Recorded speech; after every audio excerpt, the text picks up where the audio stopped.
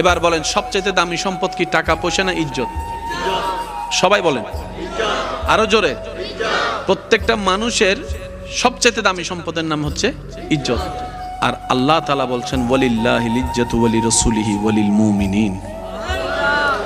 ইজ্জত আমি আল্লাহর জন্য, ইজ্জত আমার নবী রাসূলের জন্য, আর ইজ্জত কিয়ামত পর্যন্ত আসা আমার বান্দাদের ভিতরে আমি আল্লাহর প্রেমিক, আমাকে ভয়কারী আমার মুমিন বান্দাদের জন্যই আমি আল্লাহ ইজ্জত রেখেছি।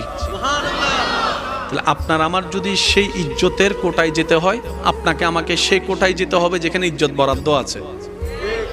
কারণ কিছু জিনিস আছে আপনি তর্ক করলে, ঝগড়া করলে, মারামারি করলে পাবেন, যেমন জায়গা আপনি পাবেন, রুম পাবেন, ঘর পাবেন, কিন্তু মারামারি করে তো জান্নাত দখল করা যাবে না। বুঝতে পারছি কথা?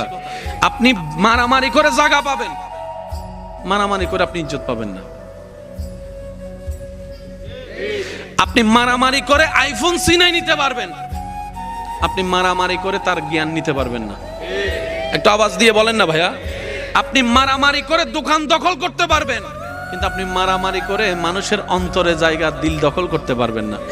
তো দুইটা জিনিস আলাদা বিষয়। তর্ক ঝগড়া করে কি কি পাওয়া যায় লিস্টি করেন, তর্ক ঝগড়া করা ছাড়া কি কি পাওয়া যায় লিস্টি করেন, আপনার চাওয়াকে লিস্টি করেন। আপনার চাওয়ার মধ্যে প্রধান হচ্ছে ইজ্জত, আপনার চাওয়ার মধ্যে প্রধান হচ্ছে ইজ্জত, এলম, জ্ঞান, সম্মান, শান্তি, সুখ, মায়া, ভালোবাসা, সুস্থতা, আর সমস্ত কিছুই রবের দরবার থেকে বরাদ্দ হয়। আর রব বলে আমি আমার নিয়ামত রেখেছি শুধুমাত্র মুমিন বান্দাদের জন্যই। এখানে পেঁচের কোনো কিছু বলেন না, পেঁচের কোনো কিছু, যার বুঝ যেমন সামনের বিষয় তার জন্য তেমন। আমাদের সমাজে কিছু দেখবেন, আপনার আশেপাশেও খেয়াল করলে দেখবেন কিছু গাঁটতেরা মানুষ আছে, আছে না? ইতেরে যা বুঝে বুঝো, এটা হতে বেগিন বুঝি তাল গাছি বাহার। এবার বলেন এটা কি সুস্থ মানুষ না অসুস্থ মানুষ? ডিভাইনটা আপনারাই করবেন। এই ধরনের মানুষগুলা কি সুস্থ মানুষের ক্যাটাগরিতে ফেলবেন নাকি অসুস্থ মানুষের ক্যাটাগরি? তো অসুস্থ ক্যাটাগরি যদি আপনি বুঝে ফেলেন, তার সাথে তর্কে যাচ্ছেন কেন? তার সাথে তর্ক করা, ঝগড়া করা মানে আপনার টাইম ওয়েস্ট ছাড়া আর কিছুই নয়। মনে রাখবেন ভাইয়ারা, শ্রদ্ধার সাথে বলি, পৃথিবীতে দুইটা বিষয় নিয়ে কখনো কম্প্রোমাইজ করবেন না, করলে বোকামি করবেন। একটা হচ্ছে ঈমানের ব্যাপারে কোনো কম্প্রোমাইজ করবেন না, আরেকটা হচ্ছে নিজের জীবনের ব্যাপারে কোনো কম্প্রোমাইজ করবেন না। কারণ দুনিয়াতে আসছেন কয়বার, আর আসার সুযোগ আছে। মোবাইল হারালে তো মোবাইল পাওয়ার সুযোগ, চাকরি হারালে চাকরি পাওয়ার সুযোগ, সময় হারালে সময় পাওয়ার কোনো সুযোগ।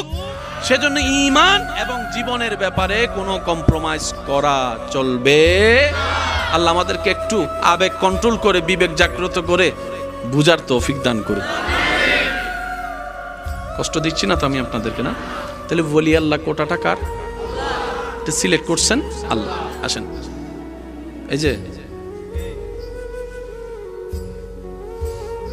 ঘর ঘর ঘর, টিনের ঘর, মাটির ঘর, একতলা ঘর, চারতলা ঘর, 20 তলা ঘর, বুরুজ খলিফা ঘর, হোয়াইট হাউস ঘর, সবগুলাই ঘর।